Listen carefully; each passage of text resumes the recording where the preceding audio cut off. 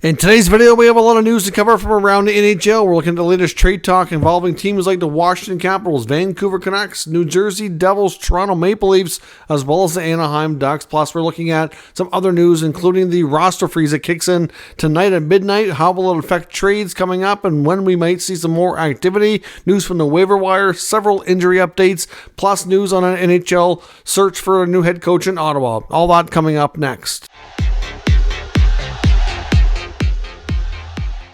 So welcome back to another video here at Top Shelf Hockey. As I mentioned, we have a lot to cover here today. Let's get things started with the news of the holiday roster freeze that kicks in tonight at midnight. So December the 19th through December 28th, there will be a roster freeze. The NHL does this so that players are not traded over the holidays too close to Christmas. It's really just a little bit of a time that's the most inconvenient to be moved from different teams, obviously, and disruption around the holidays. So that's factored into the CBA that they have a little bit of time when there is a roster freeze. Now, players, I believe, that were called up can be reassigned up until I think the 23rd, but there will be no trades or anything like that. No more waivers until the day of the once we're past midnight on the 28th. So 12:01 on December 28th is when everything kind of relaxes and goes back to normal. So we won't see any trades, but there's still lots of activity being discussed behind the scenes. And I think, like I said before, usually once we get into January, early mid-January, that's usually when you start to see a little bit of activity because you're in that final home stretch in the final, 6 to 8 weeks leading to the trade deadline when teams are kind of jockeying for position and kind of a bit of an arms race, if you will, heading into the playoffs. Now, news from the NHL waiver wire, we had 3 players on waivers yesterday. Nobody was picked up or claimed. So all players have cleared. And of course, like I said, it's the last opportunity for waivers here for some time because obviously, like I said, after midnight tonight, there's a roster freeze. So they could not be picked up on waivers tomorrow. The cutoff is already in place.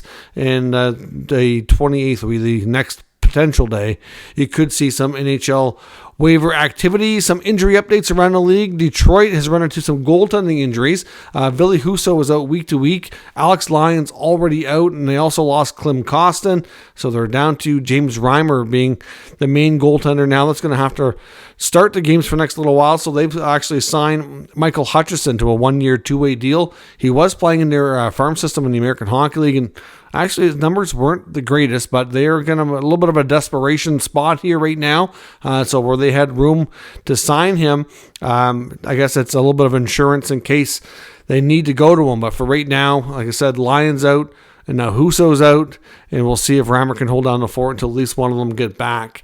And then Kostin was injured, just got back a short time ago, and he's out yet again. So obviously that's going to impact things in Detroit, but we'll see what they can hang on here for a little while. The Washington Capitals have recalled a couple of youngsters to get in some action here. Ivan Mironishenko and Hendrix Lapierre have both been recalled. The Capitals have certainly had their fair share of injuries as of late. In Minnesota, forward Matt Zuccarello, he ended up leaving their most recent game and is now considered week to week. He's going to miss some time, so that's a bad blow in Minnesota. Obviously, after the coaching change, they've certainly turned things around and been playing better as of late, but losing Zuccarello certainly not going to help. Now, as we've talked about on multiple occasions, Columbus has had some kind of weird choices, weird decisions. There's just some stuff going on there with this team this year and the decisions they've made, in my opinion, by head coach Pascal Vincent and to some degree by management. But now we're hearing that youngster David Jiricek is going to be a healthy scratch. It's the next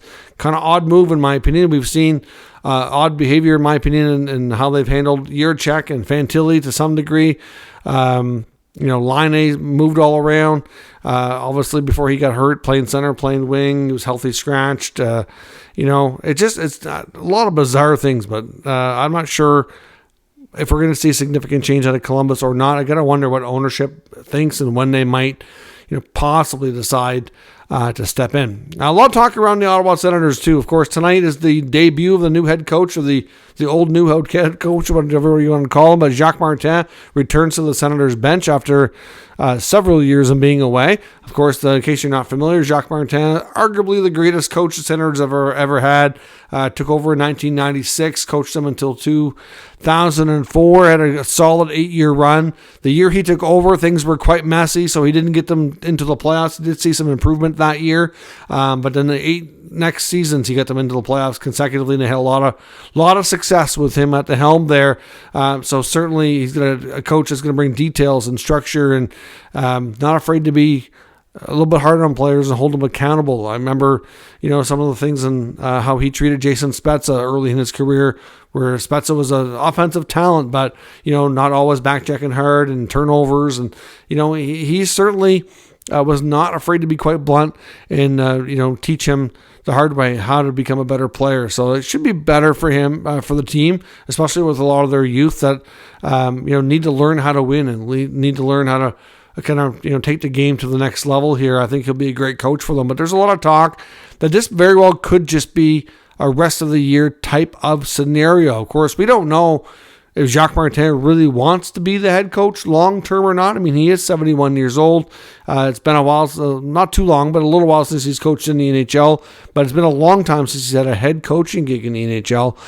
But, well-respected guy, and I'm sure he'll do great things to help them, make some improvements this year, along with the new assistant, Senators legend Daniel Alfredsson. But do either of those guys want to be behind a bench on a long-term basis is a big question. There is some speculation that the Senators and Steve Staios and Michael Andlauer do have interest in another potential permanent head coach, and that's John Gruden, who is currently the head coach of the Toronto Marlies in the American Hockey League. Gruden's got a lot of experience, doesn't have NHL head coaching experience, however, which does surprise me that he'd be linked to this team, given that I think the team needs somebody with more experience and that can teach them those details and those structure, based on experience. A lot of that comes from learning from being around it yourself. I mean, not to say he's not a good coach.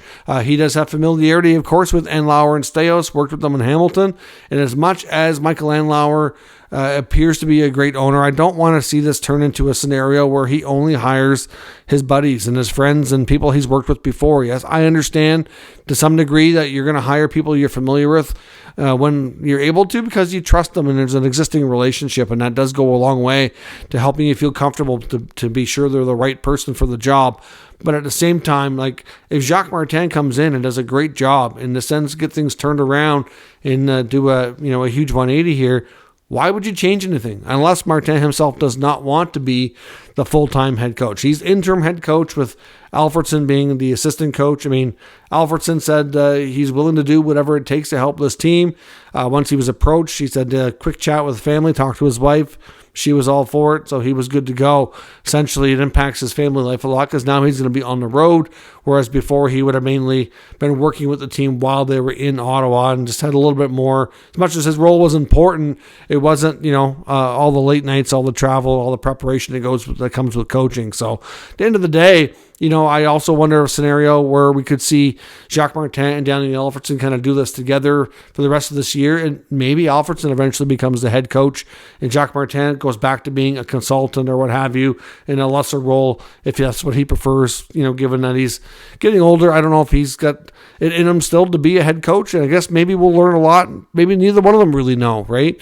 Maybe it'll be a real telling experience for both of them, and we'll see where things go. But there is some talk, given the fact that he only has the interim tag on the coaching title, that there very well could be another connected coach here that the Sens have interest in, but are not able to hire them now, and they won't be able to until the offseason. So this is kind of an experiment, if you will, going with this while they get through this season. So time will tell. I know, considering that he was just relieved of his duties, I'm surprised to see the amount of media that DJ Smith has done.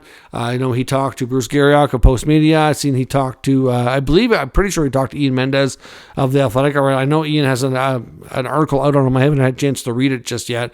And he's also going to be on TSN 1200 tomorrow morning as well. So he's certainly not afraid to speak to the media. Sometimes when coaches are relieved of their duties, you don't really hear anything from them. He's been pretty front and center about how his experience has gone. Certainly, like I said before, he seems like a really good person. A lot of people within the organization have had nothing but great things to say on how he handled people, how he treated people, and just, the players absolutely love this guy. It's unfortunate it didn't work out. Like I said before, they can absolutely adore him and think he's an amazing person and coach.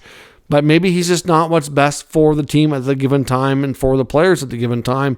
And I think they can see that as well. So we'll see where things go. Apparently, after he was fired in the afternoon while he was waiting for his flight, I believe he ended up, I think he went for a beer somewhere, and I believe a lot of players stopped by one-on-one and had a chance to talk to him and thank him, which I know majority, if not all of them, did. So certainly nice to hear, and it is nice to see DJ not kind of run from the media and certainly talk about his experience. He's got a lot of great things to say, and I do think he, genuinely cares a lot for those players and wants to see them succeed. And as much as he's probably disappointed that he's not going to continue behind the bench and helping them grow, I think he can understand from a business perspective why the move was made, and that he can continue to watch them hopefully get better. And I'm sure at some point he'll land on his feet and at the very least get another job, even if it's an assistant or something. It's been a long time since you've seen a head coach of the Ottawa Senators be relieved of his duties and actually get another NHL head coaching job. I'm not sure that it's been a really long time. Like, if you take a look back, obviously before DJ was Guy Boucher, he's now an assistant with the Leafs. He was out of the league for a while. Before him, he had Dave Cameron. Dave Cameron's coaching in junior again. He had coached in Europe for a while, was an assistant coach after he left Ottawa, went to the Flames for a year or two as an assistant. You can go back further than that. None of them have been able to get new jobs as head coaches, at least not as of yet. So kind of an interesting trend that we'll see. With DJ, I think he'd be great for a rebuilding team. I really think he did a lot of good things, but when he's ready to take that next step right now, which is where they're at, they need a different approach. So we'll see. Hopefully he lands on his feet and can do good things down the road. Now into the trade rumor section of the video. I do want to touch on Andrei Kuzmenko and his future in Vancouver. Certainly his name has been out there. Obviously the relationship between he and head coach Rick Tocchet had been a little rocky, to say the least. We've seen him be ice time cut. We've seen him be benched, healthy scratch. There's all kinds of tough love going on there between Kuzmenko and the Canucks. He's had his moments where things have looked better, but then it's kind of fallen back as well. So I don't know long term that the Canucks really want to rush into any decisions here, but there's certainly teams calling Vancouver and inquiring, and we've heard that over the past couple of weeks. But a new team has emerged amongst the suitors for Kuzmenko, and that's the Washington Capitals. And that is not the least little bit surprising to me to hear that at all. I know Elliot Friedman made mention of the Capitals possibly being a team pursuing him. I believe fourthperiod.com actually reported on this too. And Kuzmenko would make a lot of sense for Washington. They definitely need help in the middle six, top six. They need some scorers. Obviously there's a Russian connection. They have a lot of Russian players. I'm sure he would fit well with the culture run the team, the players. It just seems like a guy who could land on his feet there. But at the same time, I understand Rick Tocchet wants him to make adjustments to how he's playing, and he's not seeing that consistently, which is why they're having kind of issues butting head and why, he's being benched or reduced ice time, etc. But I know he has scored some goals recently, so we'll see if that simmers things down a little bit. But there's definitely teams inquiring with Vancouver. We know Jim Rutherford and Patrick Allvin are not afraid to make bold moves, and if they don't continue to get the play out of Kuzmenko that they think they need, and they're able to get a good deal, then I absolutely think they would consider moving him. But I know last year he was dynamite with Pettersson on his line. Just hasn't quite worked out this year. Now Brock Besser, on the other hand, has been absolutely dominant, so we'll see if he can keep that up. Nice to see him dominating for a change after some tough years here recently in Vancouver. Now, when it comes to the goalie market, there's lots of teams interested. But one very interesting team to watch coming up, not just with goalies, but with other potential moves too, are the New Jersey Devils. I saw a report today from the fourthperiod.com talking about how the Devils are expected to be a team that we might see multiple big acquisitions for in the coming weeks as we lead closer to the deadline. Obviously, the loss of Dougie Hamilton has been a big blow to that team and their blue line. The fact that he makes such a large amount of money, around $9 million, and can go on LTIR, most likely the rest of the year. Before they make a move, they want to confirm that, but that's the way things look now, that they could use that extra added space to be able to not only land somebody to help on the blue line, but to solidify the goaltending position as well. Now, to me, if they're going to make a goalie trade, they probably want to do that earlier than right at the deadline, so they have more time to integrate him to the team and get him a chance to play more games and to be more comfortable and things like that. You don't see a lot of starting goaltenders be traded at the deadline. It's not very common. So, I think the sooner they can do it, the better. But of course, you have to find the right deal. That takes time. Obviously, we've linked the Devils to multiple other blue liners before, but when it comes to goaltenders, there's this article mentions a few that they're looking at, including Elvis Merzlikins in Columbus. We know that there's been reports, and most recently as TSN Insider Trading, and Elliot Friedman are mentioned as too, saying that the Jackets and Elvis are both in a position where they're willing to entertain parting ways. So he's not an untouchable by any means. I don't know if there really is much of an untouchable in Columbus outside of a couple of their top young players. Whether or not he's the right goalie for the New Jersey, I'm not so sure, but it is an option. Jake Allen of Montreal, of course, has been getting a lot of attention. His name has been out there a lot. Again, no guarantee Montreal makes a move, but carrying 3 goaltenders, all signs point to the fact that he appears to be, and we'll have to wait and see if it happens or not, the most likely to get dealt, but like I said, time will tell on that. There's also a couple other names. Is predominantly the big one that keeps being linked to the Devils is John Gibson at Anaheim. Karel Vejmelka in the Coyotes is another one to watch too. But Gibson's been getting a lot of play when it comes to the New Jersey Devils. Now, Gibson, if you look at his numbers, I know I have some people say, it's not the answer, but he is a great goaltender. At least he has been a lot of years. The team in front of him has not been good for a really long time, so it is challenging to look at those stats and really, I think, to develop a firm feeling on how good he is or isn't. But he appears to be somebody that the Devils have the most interest in. But Vejmelka in the Coyotes organization could be a good fallback option. None of these guys that are available are absolutely lighting it up, and they're not going to be the only team on the goalie trade market. We know that. So certainly something to keep interested in for sure. When it comes to the Maple Leafs, we've talked a lot about the fact that they're wanting to add on a blue line, and they probably want to add in the number 3 center spot. They could see a goalie trade. We talked about that a couple of days ago about Ilya Samsonov. Is he kind of playing his way out of Toronto? Is Martin Jones playing his way into being the backup to Joseph Woll when he gets healthy? Jones and Woll have both been good. Samsonov's been shaky and inconsistent, so it's leading a lot of people to think that they would consider moving Samsonov, especially if they need to move that cap hit to make other upgrades. So, of course, like I said, we've talked about blue line additions before. There's lots of names that have been out there, whether it's Chris Tanev or Lyubushkin in Anaheim or others that have been linked to this team. But when it comes to the 3C spot, we've talked a bit about Sean Monahan of Montreal being a potential target. There was some talk about Alex Wenberg in Seattle, but another name that's not getting enough play that's been getting some attention in some recent articles is Adam Henrique.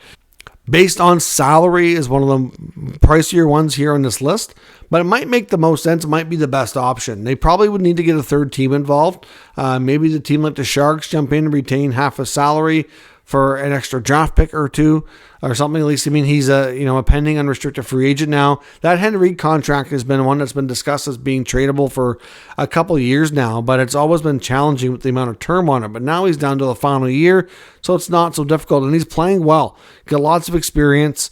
He'd be a great 3C. He possesses a lot of the traits and skills that they're looking for.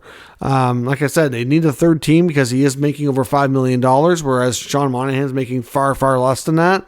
Monahan might be cheaper in that sense, but is Henrique the better option and better fit for that team? And I think the answer for that is probably yes. Monahan might be a better fit on a team more like the Avalanche, but the Avalanche appear to be having their sights set possibly on Elias Lindholm in Calgary. So difficult to say where all these moves end up landing and where everybody ends up going. But Adam Henrique to the Leafs does make a lot of sense. Now, I do wonder where the Anaheim Ducks are heavily rumored to be moving or, open to moving John Gibson.